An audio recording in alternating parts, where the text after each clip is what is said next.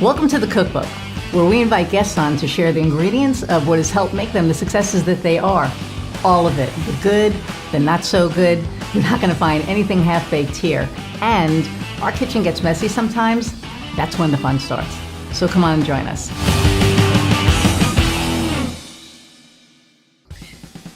Hey everybody, and welcome to another episode of the Cookbook. Today I am, as you know about all my guests, super excited about my guest today, Carrie Severson, and she is in that group that you always hear me talking about, the Dames, but she's an extremely cool woman. She's done so many things, and I'm going to read her bio. And then we're gonna bring her on. And I do want to give a shout out to I never do this, to my hairdresser, because I got my hair done today, and she every time we do one of these, she's like, you turn to the right, you turn to the left, and I'm like, we need to touch that up. We need to touch that up. So I just want to give a shout out to Carrie Severson, who works at Evan Todd Salon in West Lafayette, Indiana. So anyway, okay, I'm gonna read Carrie's bio and bring her on. So it's a short one. Carrie Severson is a 4-time published author. Her latest book, Unapologetically Enough, explores what saying yes to yourself looks like after burnout, infertility, and heartbreak through the lens of enoughness. Carrie Severson founded an independent publishing house and is passionate about elevating female authors in the world. You can learn more about her at www.unapologeticallyenough.com, and we will be streaming the website and her LinkedIn profile as we go on. And without further ado, here's Carrie. Hi, everyone. Hi. Thanks so much for having me. Oh, you're welcome. When we talked, you've done like all the things, so many different businesses, but this latest thing, the book, Unapologetically Enough, is kind of exploding a little bit.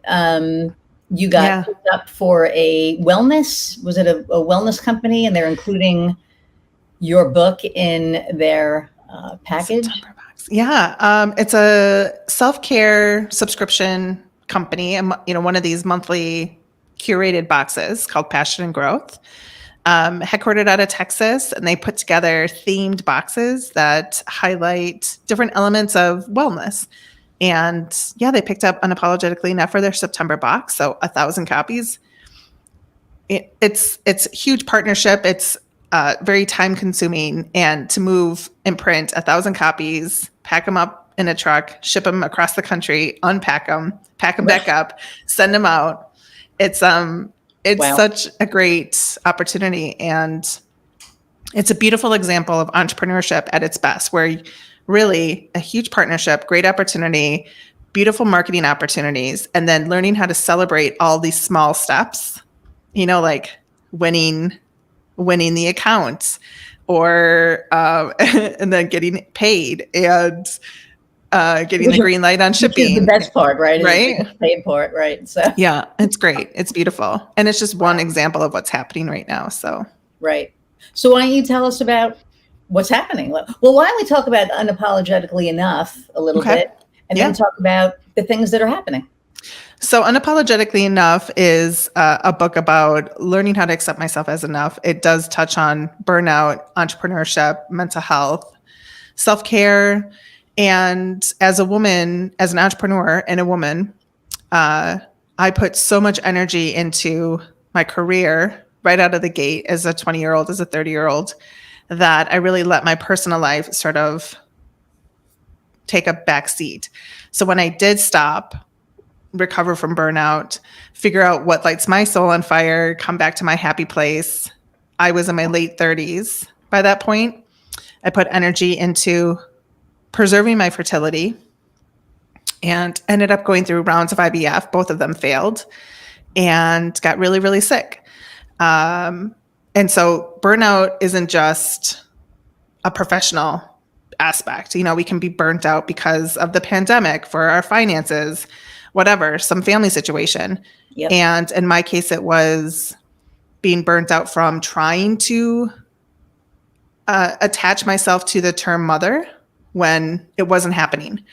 And so I went through a second round of healing for my personal life. And so Unapologetically Enough really bridges the aspect of what it is to love myself without professional accolades or without the term mother, and coming home, to myself. So it's a beautiful little story. I'm very proud of it. And it's getting great reviews and hitting home, which I'm super excited about. Well, I'm sure that's hitting home. I mean, that's that had to be hell, number one. I mean, I don't have kids. My wife and I were thinking about it probably about 10 years ago, and financially it just wasn't going to be feasible, which kind of sucked at the time because we both really got to the point that we were like, okay, we're ready, and then couldn't do it. But but yeah, I mean, I get it. And burnout, you're right. I mean, it is so, there's so many different types. I know that when COVID hit, I was beyond burnt. I mean, I was fried. I was just like, I couldn't handle it. I couldn't handle the fact that I couldn't control what other people were doing. And, you talk about mental health. I reached out for my therapist, who I hadn't spoken to in like 20 years, because I ended up putting myself, my biggest fear was that my wife or I would die alone in the hospital, right? Because you couldn't have visitors and all this. And it was almost like a self-fulfilled prophecy. I gave myself a panic attack that I thought was a heart attack. So she had to take me to the hospital. She dropped me off, and I was like, I may never see her again. And I get in there and they're like, no, it's not a heart attack. You gave you have a panic attack. So I called her up and I said, okay, you can pick me up. And, we're in the car, and I just looked at her and I was like, I just want to feel good. I'm just tired of all this. And she said, I'm more worried about your mental health than your physical health. Yeah. And it was one of those things that, make you kind of stop and go, oh, shit, I didn't even think about that. Yep. And then I reached out to, I luckily found her, Angie, and she, Angie Michaelak, she's in Chicagoland. But anyway, she was there. Like I was like, is this where Angie works? And she was like, oh my God, it's me. Text me. And I was like, thank you, God. Because I didn't want to go through my whole story again with somebody here and, where I live. It was just like too much. So, and after about 2 months, she was like, yeah, she goes, why do you think that this is freaking you out and burning you out so much? And it finally hit me. I was like, because I can't control what anybody else is doing. Mm-hmm. I wrote this over the course of 8 years, and I never anticipated people calling it a mental health tool. It was like the furthest thing from my mind. I just wanted to talk about what it's like to be a woman entrepreneur and what it's like to be a woman entrepreneur without children. And the first time I got a review that was like, this is a mental health must have, I literally sort of stopped and I took a breath and I was like, holy cow, it could totally be. Like in the back of the book, I actually share exercises around what it took to reshape success, what it took to reshape my idea of self-love. And I'm so grateful that women have really connected to it and are calling it that. And the coolest things that are coming forward is, I'm so focused on entrepreneurship. I've been an entrepreneur for 11 years. What's happening is women-owned businesses, women or corporations with female empowerment programs in place are connecting to it and wanting to find a way to bring me and this material into their continuing education programs, into their growth opportunities. And that's incredibly cool. I think that's a beautiful thing to do, to get out in front of burnout, to reshape literally what, for corporations bringing their employees back or who have brought their employees back, what to do to make sure we never get to that place again. If that's possible, because burnout is a cycle that I think we'll go through several times in life, but yeah. And like you said, over different things, right? I right. mean, I know that a lot of companies that, were like, you have to be in the office to work, even during the pandemic. The whole Great Resignation that happened was because people didn't want to work in the Right. office, and they didn't want to work for toxic people anymore, and they didn't realize that they were working for a toxic person until they weren't in the office anymore and didn't deal with the toxicity, right? They were like, I remember a friend of mine actually was working for this really toxic person and didn't realize it until, she was working at home for like 4 months, and she was like, oh my God, I've been getting my ass kicked for the last like 8 years, every freaking day. Yeah. Every freaking day. And because her boss wasn't in proximity, he couldn't abuse her, basically, right? Or any of the other employees, because he wasn't a leader, he was a boss. And there's, as you know, a huge difference. And she was like, fuck this. I am never going back to the office. And if he makes me come back to the office, I'm going to find another job. Yep. And so after, I think it was the beginning of 2021, because I had just gotten COVID, she said, she goes, well, he's calling us back in. And I said, what are you doing? And she goes, I'm interviewing. And I said, awesome. So she finds another job and she calls him up and, she says, I'm sending you my resignation letter. And he's like, you can't quit. And she's like, what do you mean I can't quit? I quit. And he goes, well, you can quit, and then he goes, well, I'm firing you. Mm-hmm. And she goes, okay, does that make you feel better about yourself? And it was like this whole, like, just asshole episode. And it was just one of those things where, so she quits, and now she's working for this company where if she wants to go in, she can. If she doesn't have to, they're flexible with her. And I think a lot of companies are kind of getting there, but a lot of people left that company. And I believe, don't quote me, but I believe I heard a couple of weeks ago that they replaced him because of how toxic they didn't realize how toxic he was until people were like, I don't want to work with him anymore. I don't want to work with him anymore. A lot of things were uncovered during that time. A lot of people actually turned to their passion projects, and it gave people an opportunity to write the book, publish the book, take the art class, take a foreign language class. I was thinking about this the other day, like, what did I do during COVID that, furthered myself? And I was on the receiving end of that, where I run a hybrid publishing house, and last year we published 18 books. It was like a surge of, the year before I published 8.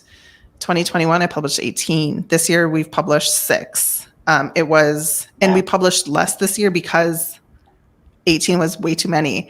And so I had to reevaluate and slow down.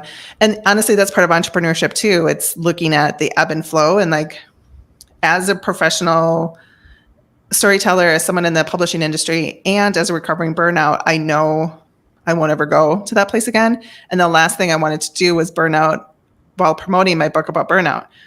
Right. So, yeah. That would have been ironic. Right. So, yeah.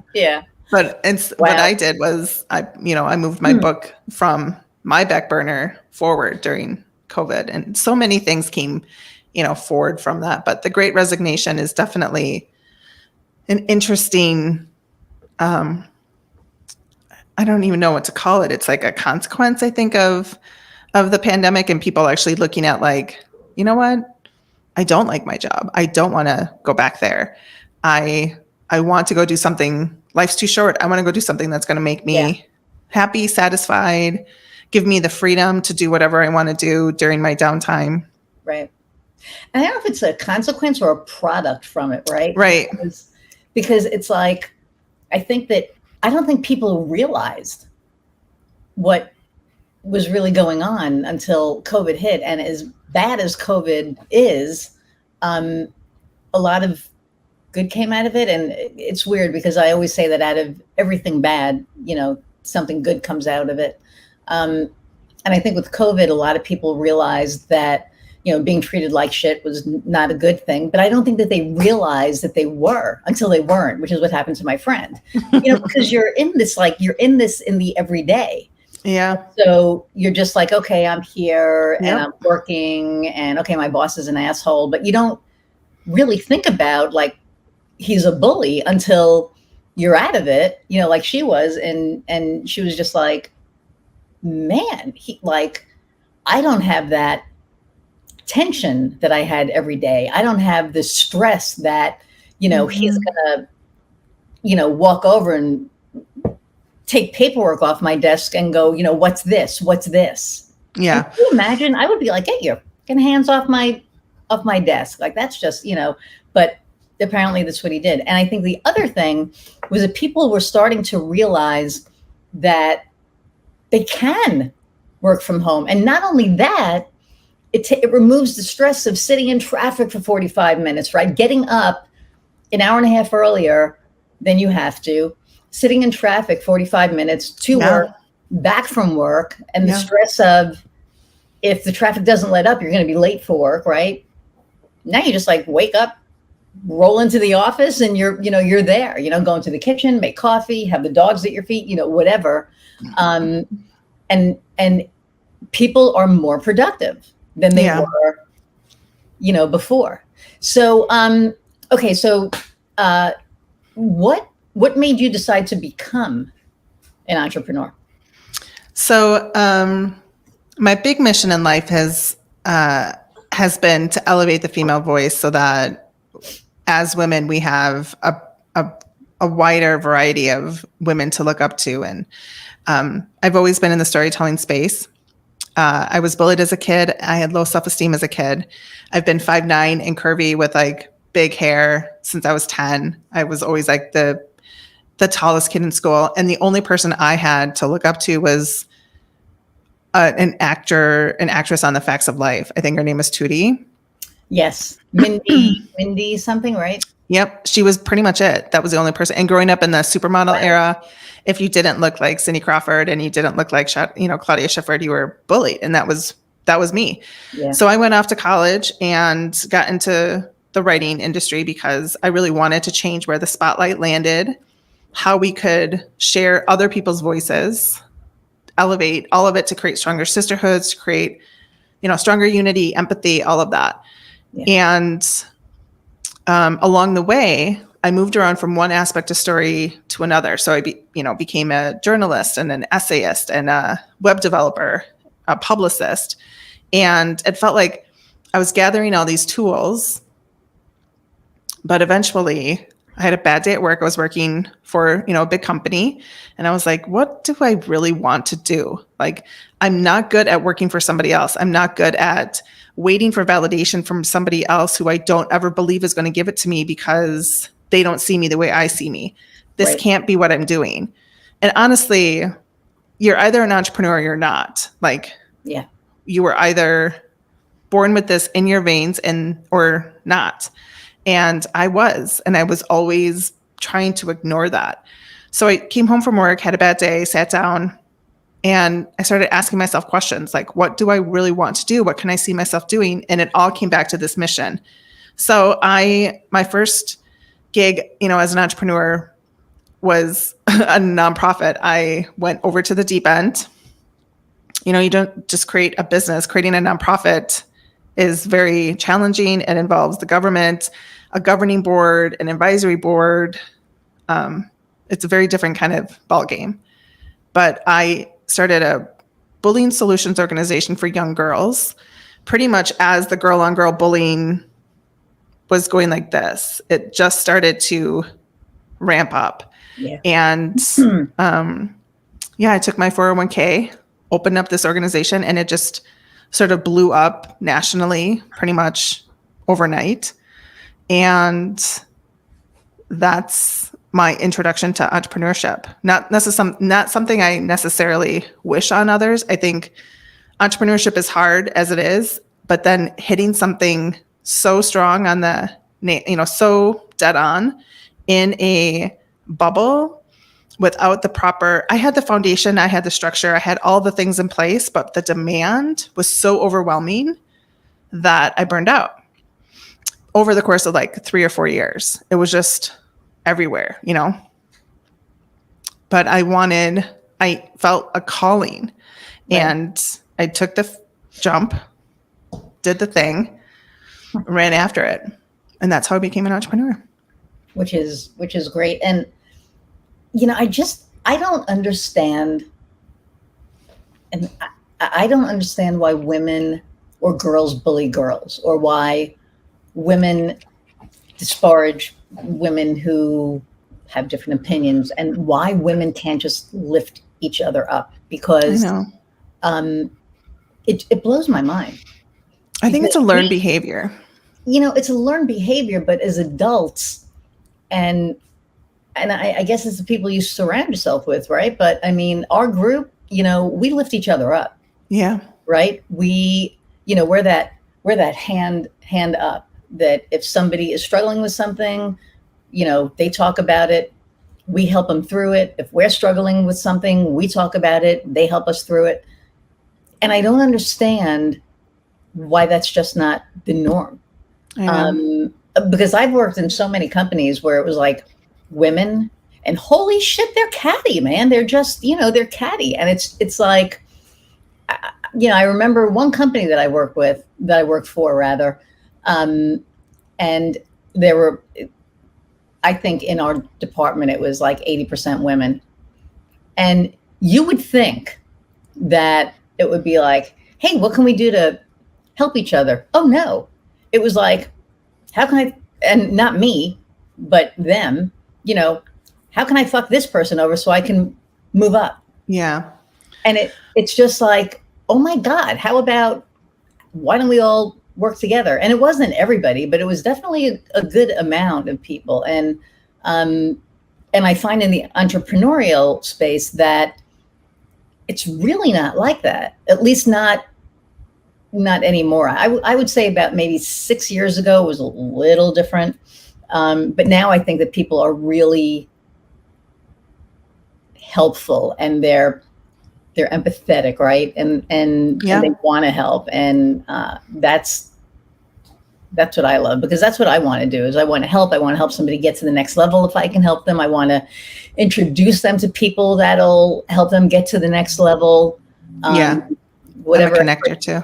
Yeah. Right. Yeah, exactly. We're connectors. So, but yeah, so, there's people out here listening, and they're sitting there going, oh my God, I hate my job and I want to become an entrepreneur. Or, I'm in my job. This is what I really want to do. I want to become an entrepreneur. What advice would you have for them? So, in my career, I've always created something out of demand. So I spent 18 months in research and development before I launched the organization, which was my first business. My current business, the hybrid publishing house, also created out of demand. My book and where I'm taking this also created, I'm finding places for demand and opportunity, and I'm creating something. That's always been my, I think the reason for my success is because I see an opportunity and I shape it based on what I believe my customer would want, and then I go do it. So again, if you feel entrepreneurship is not for the faint of heart, it is, you either are an entrepreneur or you're not. If you're just unhappy in your job and you think you're going to go out and you're going to create this thing because you think it's going to give you freedom, it takes a while for that to happen. And so really take pause and reflect on, like, do you have the stamina to make this last? And then my honest to God advice is to do research first. Find a place that has an opportunity in a category that you're interested in, and create something based on demand and opportunity. Excellent. Yeah, and it's not for the faint of heart. And we talk about that on every show. It is just not, entrepreneurship isn't easy. And, for me, it was out of necessity. The first time it wasn't. The first time it was because the company that I work with pissed so many people off that they were like, we want to work with you. And I'm like, you can. I kind of signed an NDA and a non-compete. And this was like 14 years ago. I had 8 months.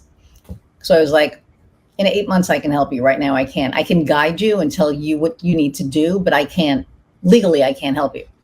And when 8 months was over, man, my phone was just like ringing. I can't even tell you how many clients I had. It was like nuts. So I was like, okay, we'll just, whatever you need, we'll get. And I, got people to help me. And because I couldn't do it myself, like I don't build websites. I have people, that do that, on our team. And it was like, we need a website. We need to figure out our email. We need to figure out SEO. And SEO was like new back then. Yeah. It was, it was changing a few words here and there. And so it was like, oh, I can do that piece, so I can help you with that, but I can't, do anything else. But the second time around, it was through necessity. And I remember going, I can collect unemployment and look for a job, or I can create something. Yeah. And I couldn't sit home and collect unemployment. I was like, that's not me. Right. Mm-hmm. And I've always had the entrepreneurial spirit, and I didn't know that that's what it was. I just knew that I really never wanted to work for anybody. And I, wasn't good at listening to people who weren't as smart as I was. And that, not to disparage anybody, but, at the end of the day, when you have somebody who's telling you what to do and way more about it than they do. Yeah, that's hard. Going, why am I listening to you? Like, why am I? But I didn't realize that was the entrepreneurial spirit. And then when I became an entrepreneur the second time around, it was like, oh, I get it. I had my whole freaking life. I don't know. When I was younger, I knew I wanted to make a difference. Like I knew that was in my 100%. Yeah. In my space. When I launched the nonprofit and it blew up, I burned out. I went back to my roots of storytelling, and I changed the model of the nonprofit from B2C to B2B, and I started training facilitators around the country. I partnered with Southwest and was flown all over the place to train facilitators, and I would pack my facilitations with free time to go play. That was part of my burnout recovery. I had to play. I had to bring in lightness again. So I'm sitting in California, and I'm highly intuitive. I'm empathetic. I listen to that internal calling, and I got this urge to go to Manhattan Beach. And it was like 45 minutes out of my way, but I was like, all right, I'm going to trust this. I don't have anything else to do. I'm going to go to Manhattan Beach.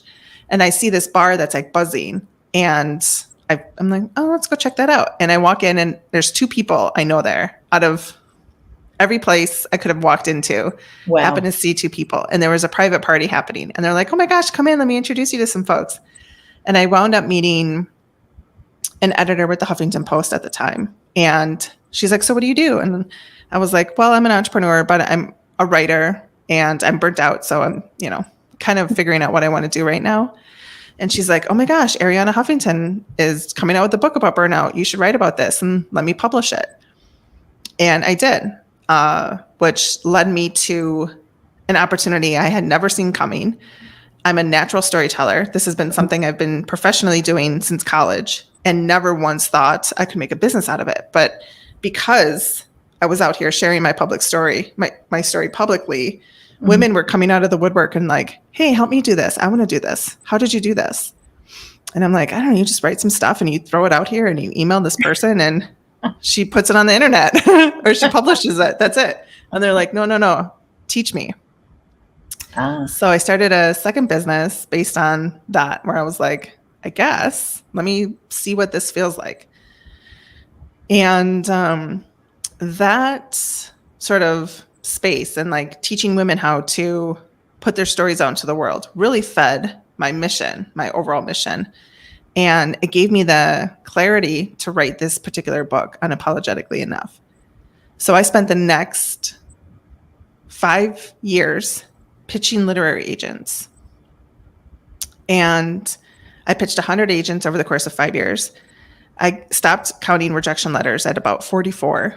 Wow. And they would always compare my work to, I got compared to Glennon Doyle. I got compared to Elizabeth Gilbert. My work got compared to Brene Brown, Gabby Bernstein, New York Times bestselling authors. And because I didn't have their following size, their platform size, I would always get passed over.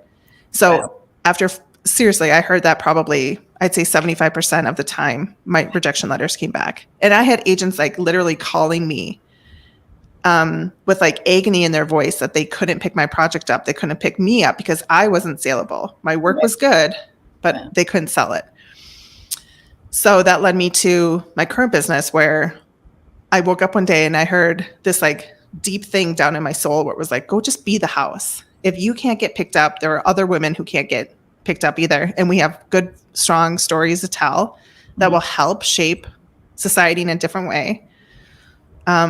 They just need help. And so I created my publishing house based on the idea that it's, these books that are out here that change lives aren't always written by the folks that we've heard and, read stories from countless times before. There are other people that need the opportunity to be seen and heard and witnessed. They just need help. And so that's what I did. Yeah. I created a business born out of opportunity, necessity, and demand for a third time. Wow. And this is, and it's, I don't think people realize we all have a story, right? I mean, we all do.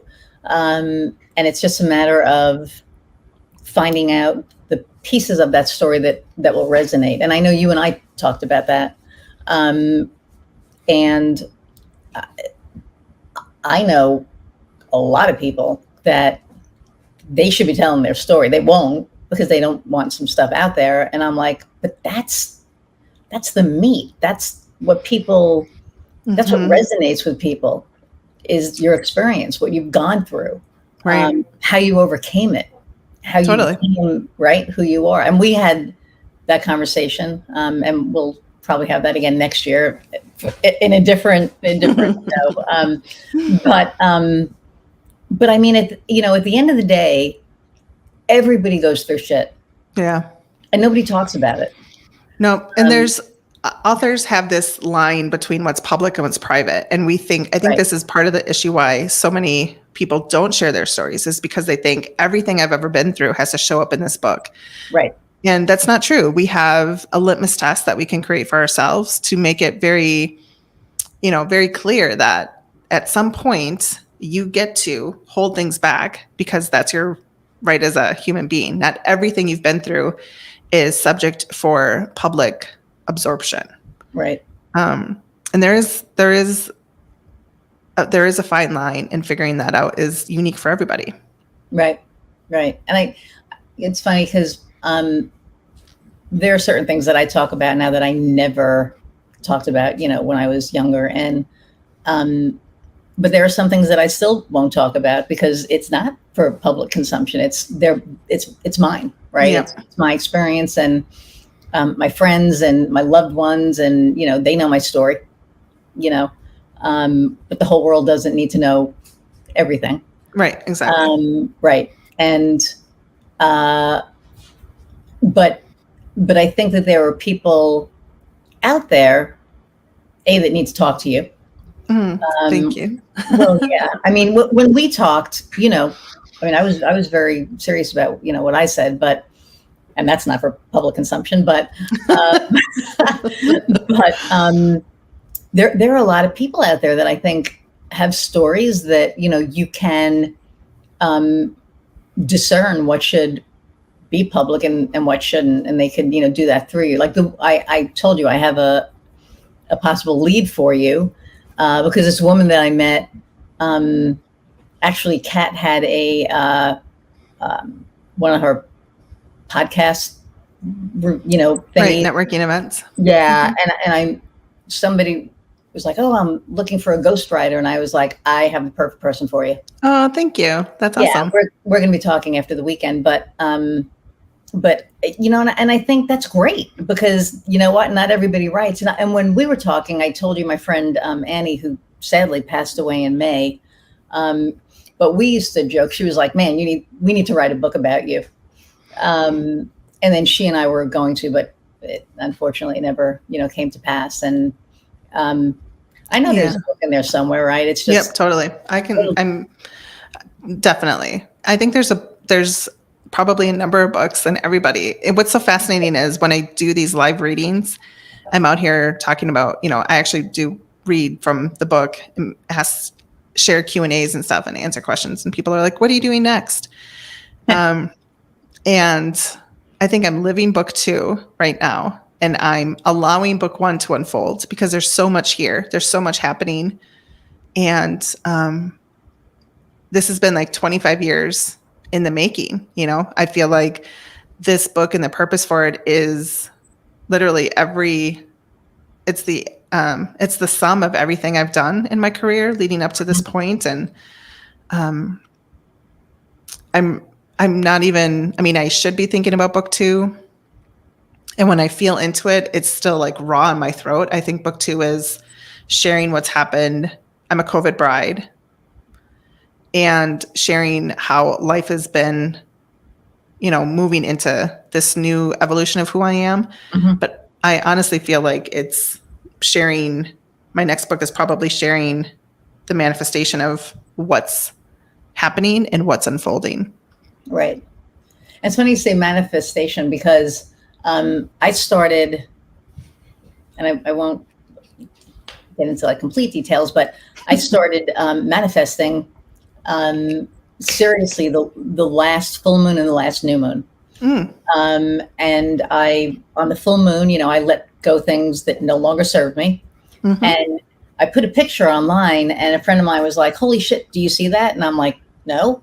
And there were spirits there. Like you could see that there were like other people that were there that weren't there. Oh my gosh. I'll send it to you. And I was like, holy shit. So I sent it to Kim Russo, and then she saw like a native, like a chief, and she kind of drew it out. That's not what I saw. I saw something else, and I kind of circled it. But it was just like the weirdest thing. Yeah, it was kind of crazy. And then the last new moon, which was Saturday, I manifested things that I wanted. And I've never done that before. And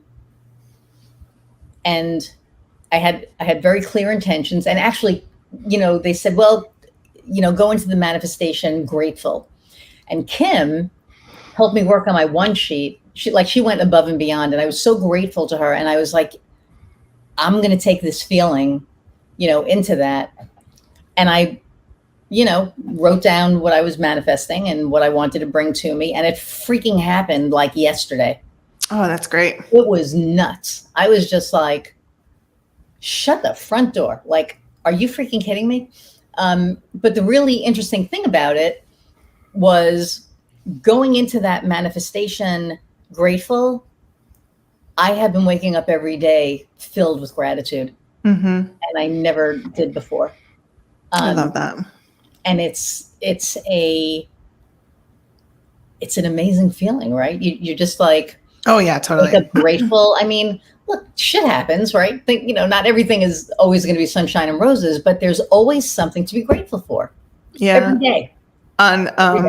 Right now it's, I'm highly sensitive. I'm like super emotional, like 1,000 copies of Unapologetically Enough were packed up in Illinois, driven down to Texas, made it off the truck in Texas, sitting in a warehouse. And I get images of like, rows and rows and rows of my books. And gratitude doesn't even begin to like describe what's happening inside. It literally is recognition of what I've done, how hard I've worked, mm-hmm. holding the intention of this unfolding. And that is part of entrepreneurship, is like, so many of us have these big dreams, these big visions, these huge missions in life, and we don't think it's ever going to happen because we don't see it now, right? That's part of the manifestation process, is just sort of staying in the flow of, Right. My dream for this book is to impact millions of women on their own journey of self-discovery of what it is to accept being unapologetically enough. And that's a huge mission. It is. But it will. Yeah, exactly. Because, I mean, it will, because when you, and I love the title, you know, Unapologetically Enough, you know, one of the biggest things that has been coming out in the last couple of years is authenticity, and being our authentic selves. And I was talking to Jessica Farnley yesterday, and, you know, she did an interview, and, you know, so guys, these things get like recorded and then they come out like weeks or like a month, you know, after it's recorded. But one of the things that came up was, you know, being authentic. And when we try to be somebody that we're not, we attract people to us, but it's the people who are attracted to who we're not. Yep. When we become authentic, we're attracting people who are our tribe. And that makes all the difference, because when you are your authentic self, you can be unapologetic, because at the end of the day, you shouldn't apologize for being who you are. Yeah. You showed up as you. Yeah, you show up as you. And I think that it's amazing. I think it's going to resonate with so many people, because there are so many people out there that are still being somebody that they're not. And they're not doing it to be deceitful. I think they're doing it because they think they have to. Because they think in order for them to fit in, they have to, you know, act this certain part. Yeah. And we're here to tell you, I mean, Carrie and I, that no, be you. Because when you're you, and that's the other thing, it is so freaking freeing. Yeah. Isn't it? It's just, it's this feeling of, I don't have to hide anything anymore. I don't have to, you know, act like this person that I'm not. And I don't have to accept people in my life that, you know, that expect me to be like that. And my circle has dwindled, but it's dwindled to the people that I want. Yeah. I've had that happen before. Yep. It's great. You go through cycles of different seasons, different friends. Yes. The title is an interesting story. I'll tell you that quick. The term enough was a trigger word for me while I was in burnout. And I was going to ask you that, but go ahead. One of the reasons why I ended up in burnout, because first of all, the nonprofit sector is actually a very hard place to be as a business owner, because you're fighting for the same dollar as a number of other businesses. And not, you know, that happens in for-profit businesses too. You know, why would somebody come to me versus going to somebody else? A lot of, in the for-profit space, you're working with price point, you're working with personality. In the nonprofit space, you're basically asked to prove yourself, prove that you deserve this dollar over and over and over again. Mm-hmm. So when I was in that nonprofit industry, I was in my journals. I was like, it's not enough. We don't have enough. It's barely enough. And it was coming down to money. It was coming down to people. It was coming down to time. And when I was in burnout and I started going through my journals, because I do believe we attract everything in our lives, right? And I was like, I brought this on. This happened. I did this. How did I do this? I want to find out how I did this so I never do it again. Mm-hmm. The term enough was constantly in my journals. And I went through and I literally highlighted it. And instead of healing it and turning towards it and pulling it close and like loving on it, I was like, F you, Band-Aid, shut the door. I'm never using this again. So I spent the next 6 years of my life walking away from enough. I never used it. I replaced it. Wow. So, here I am. I launched this business because I couldn't get picked up by a literary agent. And I wrote this book. I'm working with an editor I adore, who's got all this great experience. And the title of it was, something lame. And she writes in the margins and she's like, Carrie, this is not your title. Your title is Unapologetically Enough. And I saw it. I closed my computer. I threw my phone across the room. I like ran into the corner of the couch and like hit the fetal position. And I started crying. And it was, I mean, this huge release. And after a while, I contacted one of my coaches, and I'm like, my editor thinks the book is called Unapologetically Enough, and all she sends back is the angel emoji, and I'm like, what the hell does that mean? That's not helpful right now. What do you think? Right. And she's like, look up synonyms for the title. So I did, and unapologetically, I love the term enough. Back then, I saw it as lack. I saw it as, desecrate and need. This time when I looked at it, the first thing I saw was abundant, full, above. And I was like, holy crap, this is my title. So I did the work, I healed it, I pulled it in. And I shared that story in the preface actually, because the one thing I am is I can't not fully show up. You get all of it. I've been doing it for a long time. I don't know how else to not. And so I was like, if you knew me then, you knew that I was vocal about the word enough. Like I was actually brought into corporations to change language so that people didn't tell their employees, you're not doing enough. I'm like, I can't call a book something without sharing the backstory. And so, yeah, you get that in the preface. And the title is something that I've not heard a single negative thing about the title. Like it really does stick. It clicks. Oh yeah, I think it's perfect, and I agree with you with enough. I think I just started sharing about being yourself and that you are enough. Mm-hmm. And people, they get it. They're like, oh, because I never looked at enough as derogatory. I always looked at it as you are enough, because I've been told, you're too much. Yeah. You're too intense. You're too this. Like I had a business coach tell me that I needed to be less me. I hope you fired that person. Oh, well, yeah, that was a whole nother story, but that's another podcast. But I realized that I am enough. Yeah. And and that's freeing. I mean, that's the whole thing, is that, everything that we go through now is freeing. It's to free us from all of the negativity and all of the, disparaging things that we've been told over the years, and how somebody knows more than you. They've been doing something longer than you. And meanwhile, you're like, no, you may have been doing this longer, but I know what I'm doing because I know what resonates with the people that I'm connecting with. So,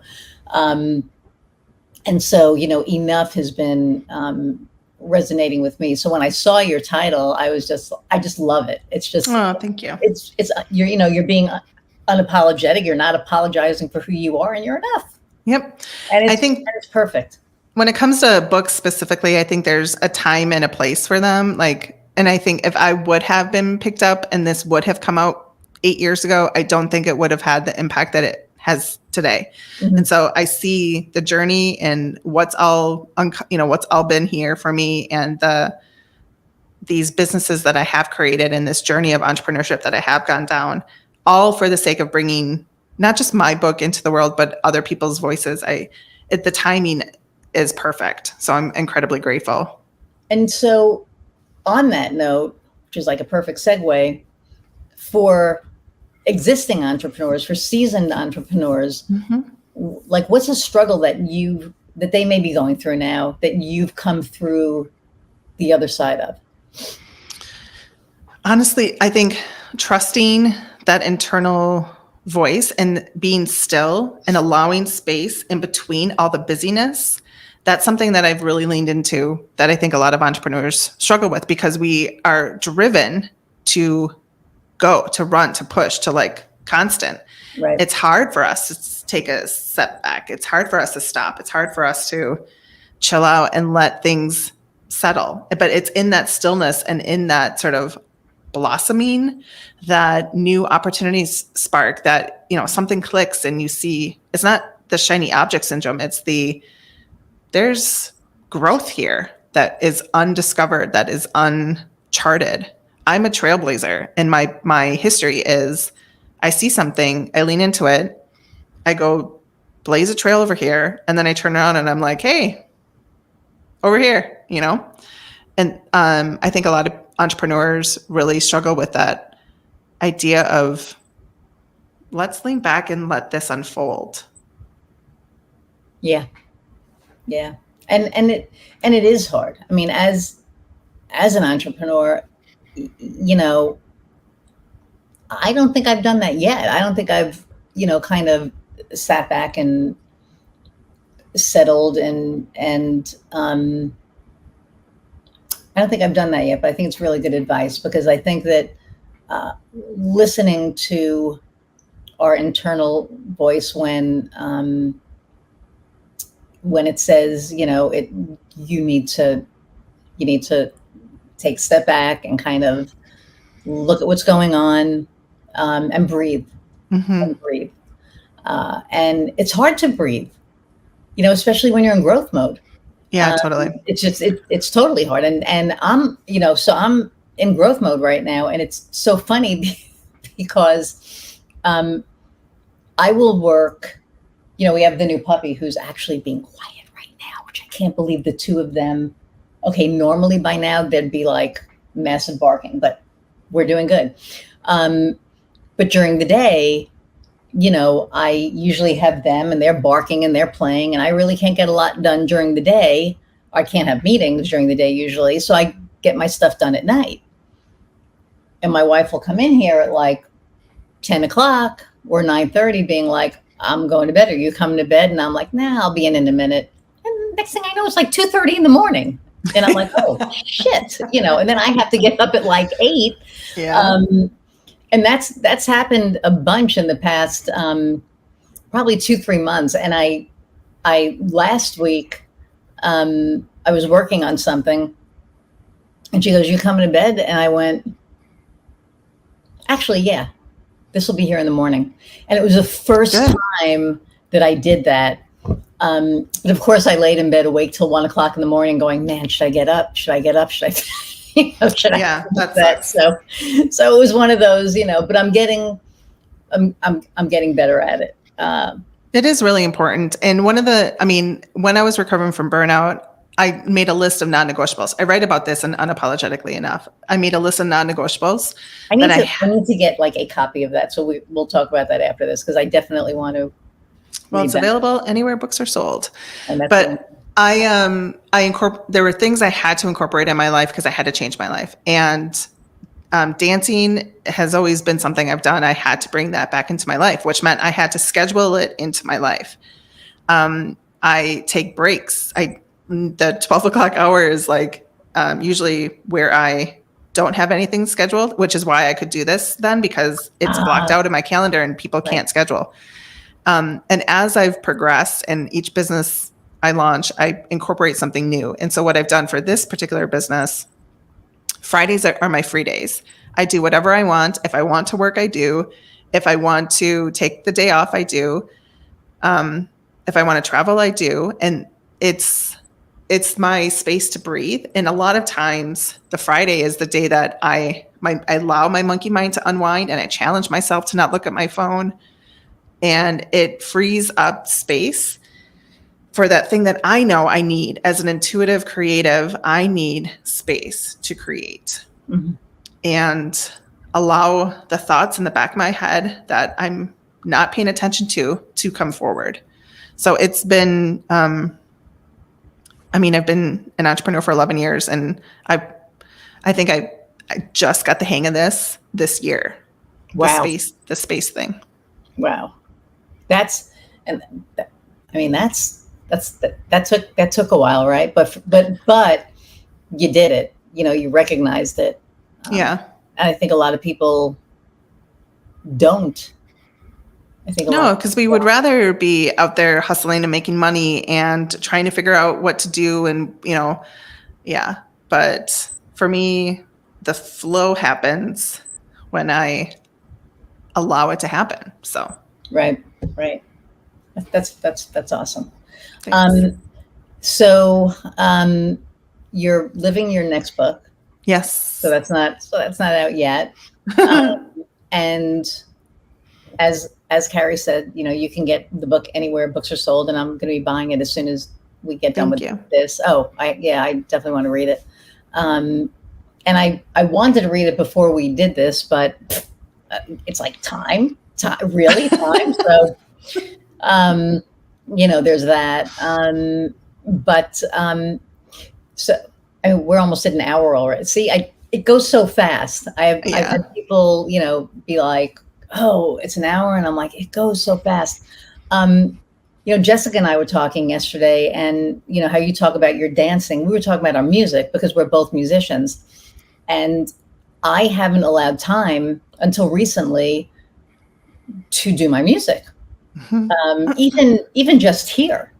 So I downloaded this app, and it's a karaoke app.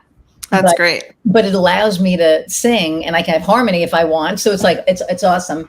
And I started playing the piano, and my crazy 12-week-old puppy, I actually played the piano yesterday.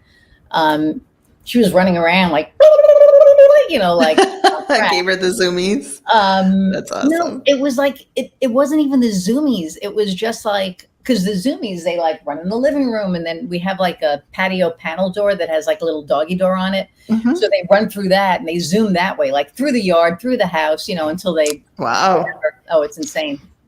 But so I started playing the piano, and I looked down, and she's just, quiet and listening, like her head was leaning on, the base of the piano. So she was getting the vibration.